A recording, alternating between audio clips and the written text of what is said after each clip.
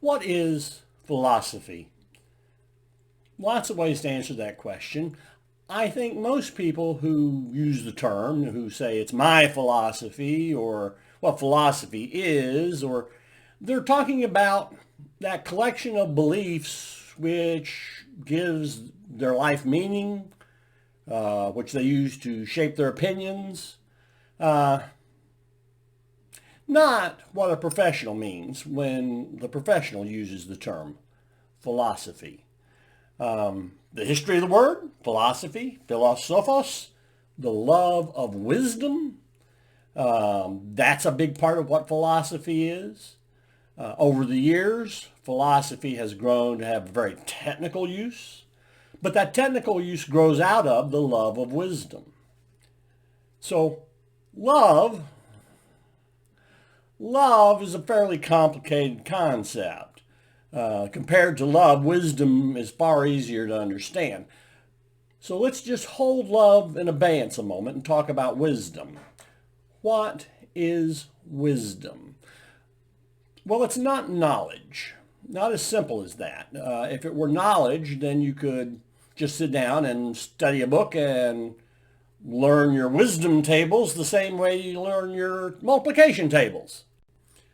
Wisdom requires something more. I think the most important thing to understand about wisdom is that it's not neutral. That is to say,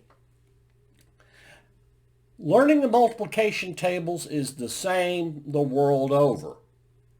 Wisdom is not. Learning the multiplication tables has been the same thing as long as we've known how to multiply.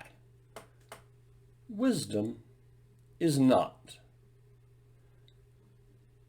So wisdom, I think, has something to do with life. So that naive idea of philosophy as how I live or what values do I live by, that's rich. That's a meaningful understanding of philosophy. The problem comes in when we talk about love. Whether we're talking about the love of music, the love of a game, the love of a person, love of the country, love of anything at all. When we love something, we want to know all there is to know about it. We want to comprehend it as fully as we can. And when we cannot clearly understand, we at least want to have a chance to investigate and embrace so that that loved thing has become as much a part of us as we can. So when we love wisdom, we want to understand wisdom as fully as possible.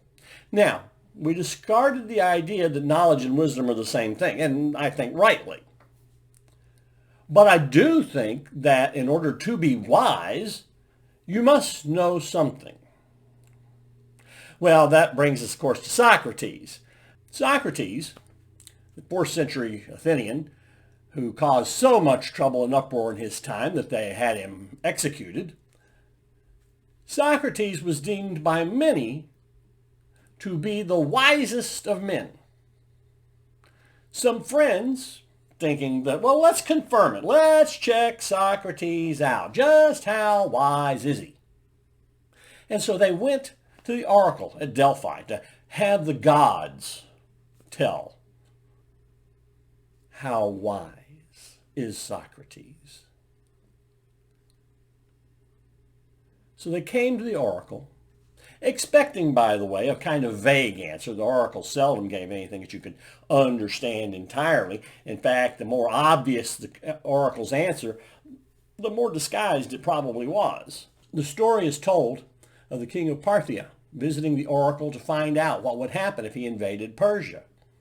And he was told, if Parthia invades Persia, a mighty kingdom will fall. Well, the king of Parthia understood that to mean he was going to beat Persia. Of course, Persia beat Parthia, and a mighty kingdom did fall. So Socrates' friends came expecting to get some kind of cloudy answer, or at least unanticipated answer, and they said to the oracle, is there anyone wiser than Socrates? And the answer came back, no. That's it. No ambiguities, no long drawn-out statements, no. So Socrates was told about this adventure.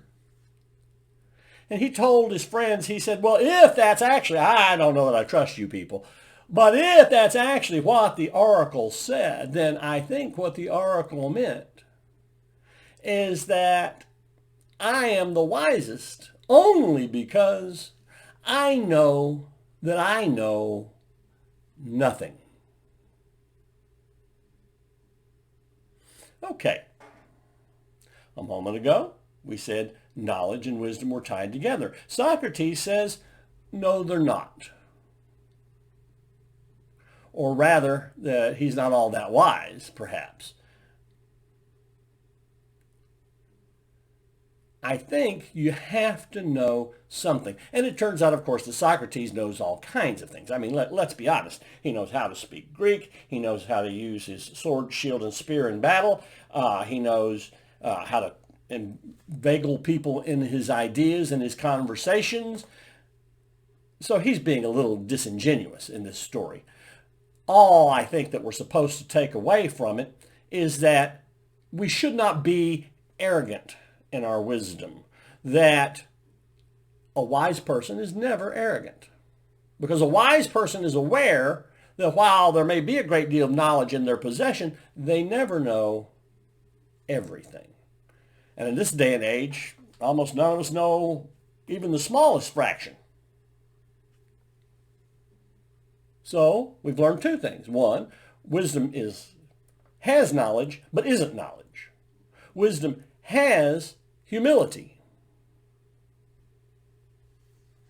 And I also want to say that I think wisdom is about life.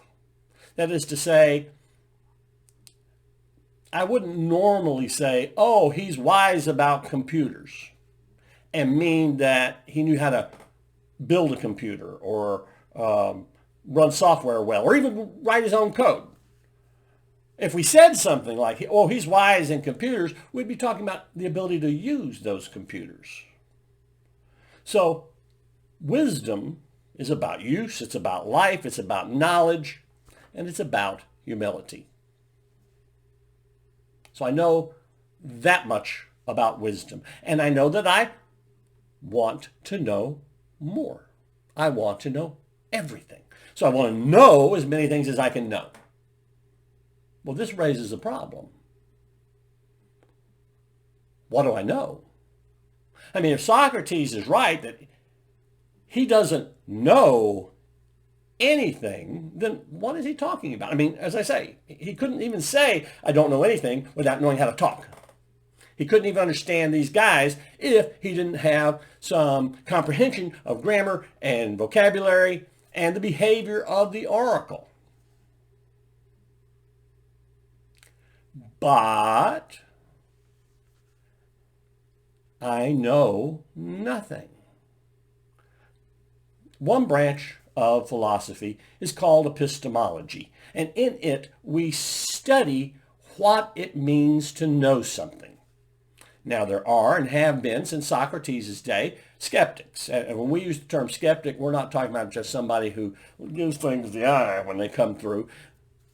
We're talking about believing that knowledge is impossible, that all we can ever have about anything is opinion. This is not the same as, say, a pragmatic thinker who wants to say, I may think I know it today, I may honestly know it today, and it will turn out tomorrow that I don't know it at all. For the pragmatist, knowledge is fallible. So we had the skeptic who says it isn't possible to know anything, to the pragmatist who says knowledge is fallible.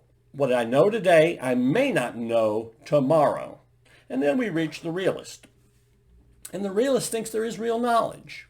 Plato, Socrates' most famous student, Plato said that knowledge is justified true belief. You have to believe it. It has to actually be true, and it has to be justifiable, explainable, relatable, in order for us to call it knowledge. All these positions are loaded with deeper issues, more complete understanding available to them, and the philosopher needs to chase those things to determine what more can we squeeze out of it. Squeeze out of what? What kinds of things are there? What kind of stuff is there? Well, the idea of the basic stuff of the universe, the underpinning of everything that goes on, whether it's mind or matter or both or neither, this is the study philosophers call metaphysics. Metaphysics gets used lots of ways. Originally, it merely meant the book after physics in the collection of Aristotle's works. What Aristotle called metaphysics was first philosophy, the stuff you had to lay out first to know what you were talking about. We tend to call it ontology today, but the term metaphysics is all right because it covers a few more ideas than just ontology. I've already suggested one question. Are there mental things? Are there physical things? Do they interact?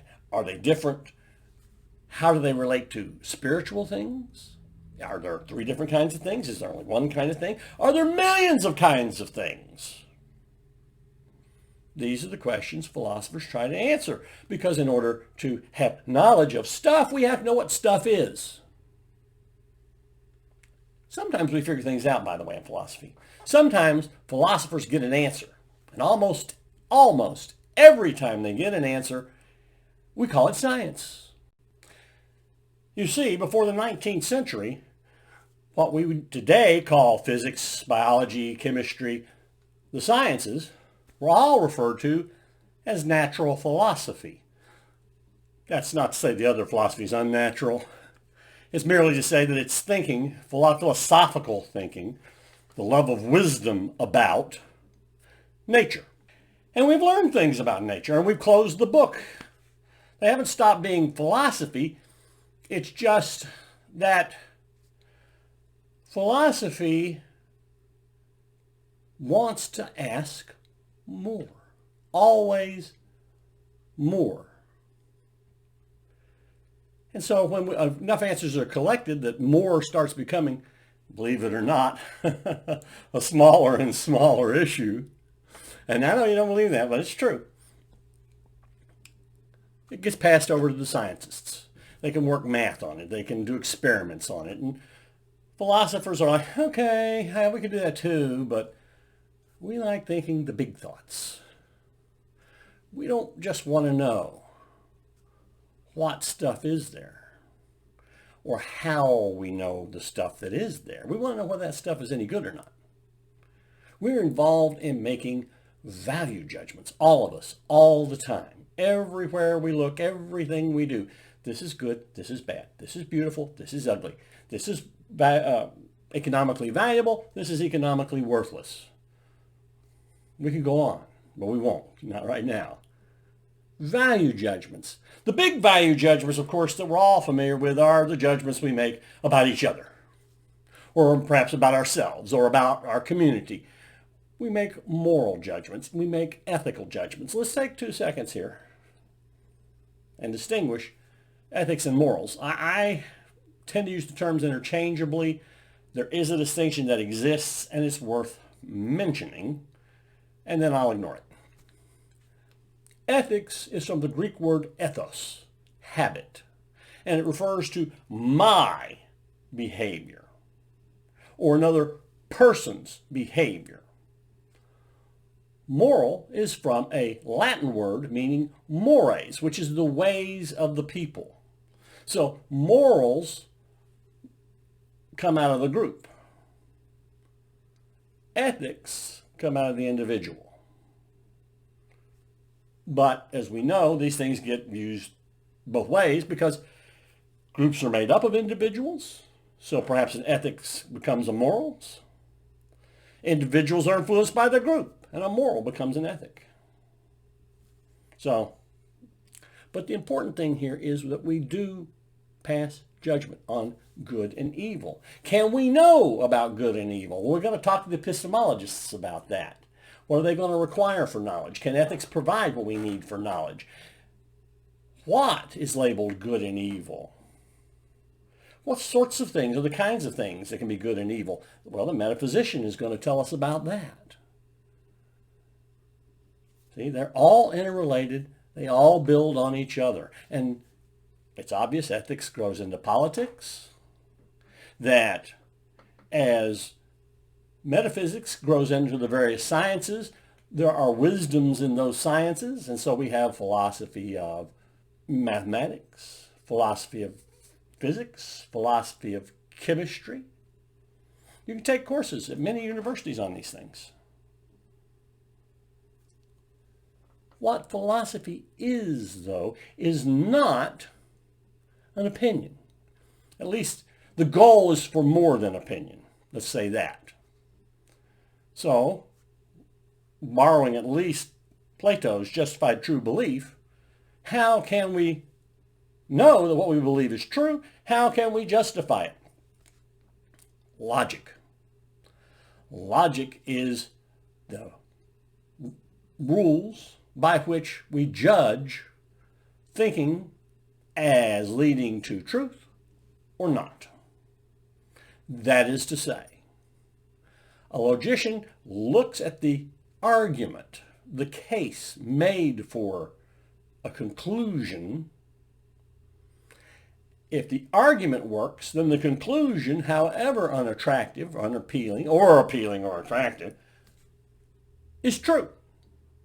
If, of course, the premises are actually true. So what we're looking for in philosophy is an argument. And again, I'm not talking about yelling at each other. I'm talking about that collection of premises which, linked successfully using logical thought processes, leads to a conclusion, follows of necessity from those premises. So logic is not mere opinion. Unlike our starting point suggestion, logic is the heart of philosophy, along with meaning. I said a moment ago, the premises have to be true in order for an argument to work. Well, how can we know if the premises are true? Some things we can observe physically, but other things we can't. Other things are true or not by definition, through our discovery of meaning. Lots of definitions for meaning out there. Take a good course in philosophy of language, and you'll learn all about it. My favorite is that of William James. He's an American philosopher of the 19th and 20th centuries. And William James suggested that what a thing, word, event, whatever it means is the total effects that it has on you. Thus, you see something once, it has this effect on you, and so you have that idea of its meaning. You see the same thing again, and now it means something slightly different. And now its meaning has changed. As effects accumulate, our meaning enriches. We develop a deeper and deeper understanding of the thing, the word, the event, whatever. So in order to know what something means, you have to interact with it.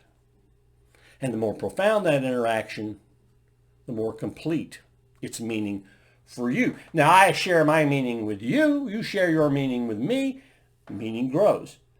Meaning may become ambiguous. Your experiences and mine may in some way contradict one another, or at least not fit well together, you know. That isn't a change in meaning. It's a enrichment of meaning, but it will lead to complications and anxieties and the need to communicate. And the last great goal of philosophy is always communication. I don't think that there's any coincidence to the fact that philosophers have always written dialogues, all the way back to Plato, right straight through to the plays of Jean-Paul Sartre. The dialogue has been a useful way to discuss ideas, to discuss meanings which enrich each other, creating a more complete understanding of the world and our place in it. That's why it is important for us, as often as we can, to talk to each other about philosophy. Talking philosophy is doing philosophy. Now, no one can expect that you become a philosopher overnight. Indeed, all anyone, I suppose, should ever expect in terms of philosophical grasp is what we have after a math class or a painting class or anything else where we loved it, we enjoyed it, but we didn't master it. And if you can master any of these things, bravo, bravo. But everybody should at least know how to do basic math. Everybody should understand something about color theory and how shapes are made on a 2D surface to look like a 3D surface, or how to just simply divide a 2D surface up into portions and fill it in with color. And everybody should have an understanding that philosophy is more than just opinion. It is argumentation. It is meaning. It is discussion. Keep talking philosophy.